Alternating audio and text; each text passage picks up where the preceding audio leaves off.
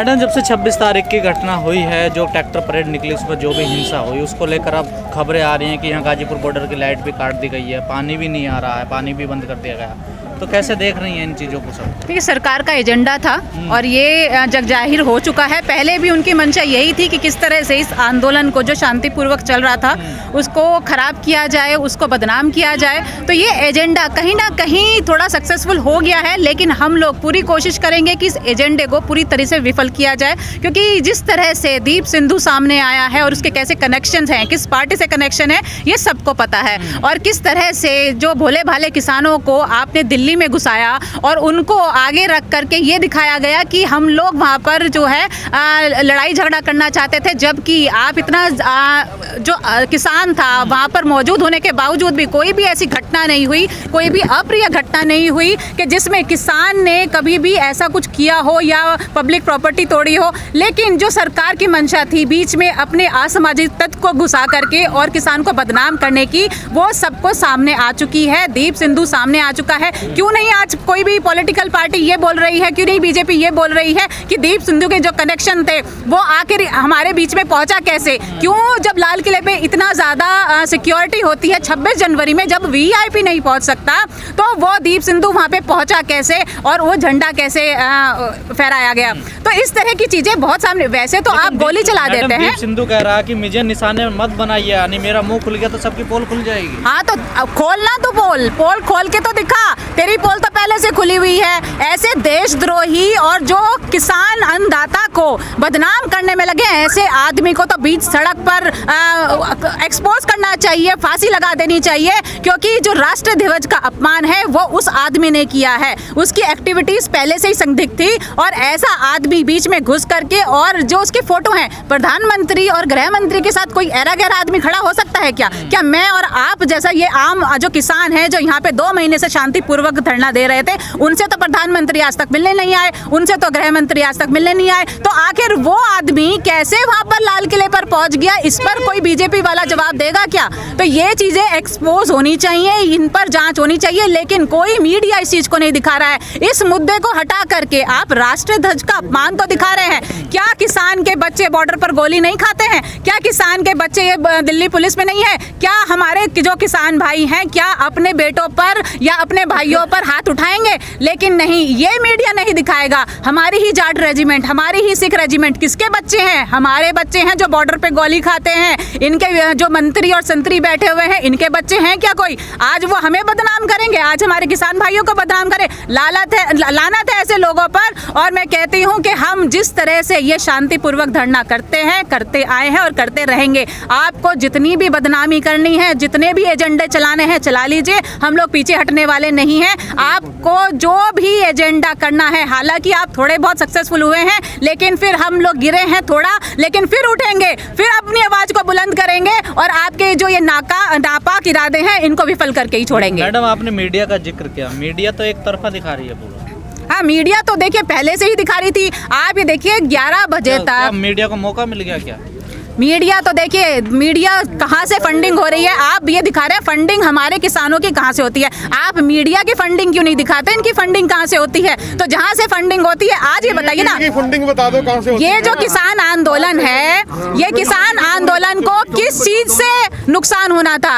ये जो बदनामी से और ये जो ये शांतिपूर्वक धरना चल रहा था, सरकार इससे डरी हुई थी। उसको खराब करने के लिए उन्होंने ये हथकंडा अपनाया। तो आज फायदा किसको हो रहा है? सिर्फ सरकार को हो रहा है। किसान भाइयों को तो कोई फायदा नहीं हुआ, उनको तो और उल्टा नुकसान हुआ ना। उनका जो आंदोलन है कहीं ना कहीं थोड़ा बैकफुट पर आ गया। लेकिन ये जो एजेंडे हैं, ये चलने वाले नहीं हैं। जो भी किसान भाई हैं यहाँ पे शांतिपूर्वक पहले भी थे, हमेशा स्टेज से कभी भी कोई भी हिंसा का संदेश यहाँ से नहीं गया। लेकिन जिसने ये जो पूरी प्लानिंग की, पूरी वो एक्सपोज हो चुका है, लेकिन उसके बारे में कोई मीडिया नहीं बोल रही है। लेकिन मैडम, लगातार किसानों पे केस दर्ज हो रहे हैं और बड़ों से भी खबरें आ रही हैं कि वहाँ पर जो किसान बैठे उन पर लाठी लाठीचार्ज भी किया गया। देखिए अभी एकता में बल है, एकता में अगर हम लोग सब लोग ऐसे ही जुटे रहे तो ये जो इनकी एफआईआर है ये सब धरी की धरे। पहले भी तो हुआ था, पहले भी तो कई बार एफआईआर की थी, लेकिन जब सरकार आज है कल नहीं है, आज ये एफआईआर हुई है कल वापस भी ली जाएंगी। तो ये सब चीज़ें जो हथकंडे ये सिर्फ दबाने के लिए, इस आंदोलन को दबाने के लिए, लोगों की आवाज़ों को दबाने के लिए किए जा रहे हैं। और ये जग जाहिर है, सबको पता है। ये आज डंडे बरसा लीजिए, हम लोग शांतिपूर्वक, हम पहले भी शांतिपूर्वक थे, हमने कभी भी हिंसा का संदेश नहीं दिया। हम नहीं चाहते पूरे देश के अंदर कोई भी प्रॉपर्टी या किसी को भी नुकसान पहुंचे।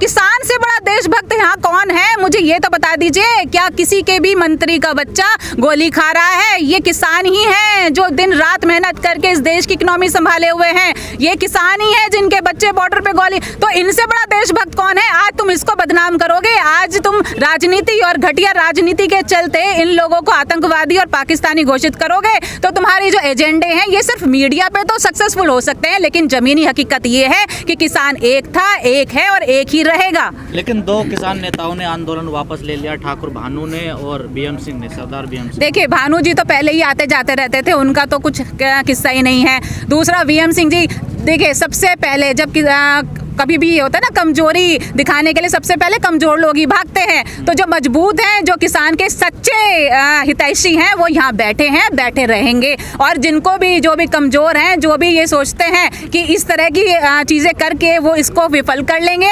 तो ऐसा नहीं होने वाला है। हालांकि बहुत ही गलत हुआ है, इस टाइम एकता की ज़रूरत थी, इस टाइम आपको उन लोगों के पीछे खड़ा होना था जिनको सरकार दबाने की कोशिश कर रही है, लेकिन आप वहाँ से भाग जाते हैं। ये आपकी कायरता दिखाता है, ये आपकी मजबूती नहीं दिखाता है। कि आंदोलन गलत ट्रैक पे चला गया है।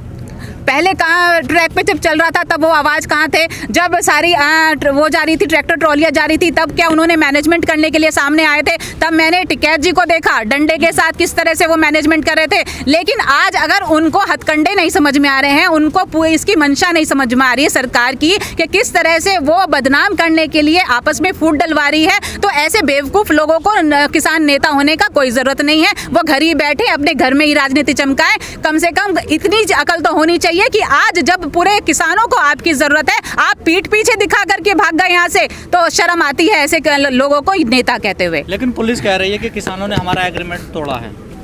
एग्रीमेंट तो आप ये बताइए ना, आपने इतना बड़ा मूवमेंट, क्या आपको नहीं पता था इतने लोग यहाँ पर इकट्ठे हैं? आपकी LIU इंटेलिजेंस सब फेल हो गई थी क्या? आपको ये नहीं पता था कि यहाँ पे इतनी भीड़ है? तो उसको रात को समय पर ये रूट जो है, रोड मैप है, वो दे दें। आपने रोड मैप नहीं दिया, जो रोड मैप दिया उसमें आपने बैरिकेडिंग लगा दिए। जब किसान भाई वहाँ जाने लगे तो आपने जानबूझकर पूरी प्लानिंग के साथ आपने उन लोगों को दिल्ली भेजा, जिससे कि ये पूरा जो आपने एजेंडा चलाया था वो सफल हो सके। तो अगर आप लोग ये इतना बेवकूफ़ समझते हैं आम जनता को, तो आम जनता इतनी बेवकूफ़ नहीं है। आप एक्सपोज हो चुके हैं, आपके जो एजेंडा है वो एक्सपोज हो चुके हैं, और हम लोग यूनाइटेड हैं। और आज हमारे जो किसान भाई एकजुट हैं। अगर आप ये सोच रहे हैं ये सब करके आप इसको विफल कर देंगे, FIR लगाकर विफल कर देंगे, तो ऐसा नहीं होने वाला है। हाँ, हम लोग हिंसा के खिलाफ हैं। हिंसा के जो भी हुआ उसका हमें बहुत दिल से दुख है, क्योंकि जो दिल्ली पुलिस में भी थे वो भी हमारे भाई थे, हमारे बुजुर्ग थे, उनके साथ भी ऐसा नहीं होना चाहिए था। लेकिन इसकी जांच होनी चाहिए, क्योंकि हमारे किसान भाई कभी भी हथियार नहीं उठा सकते हैं।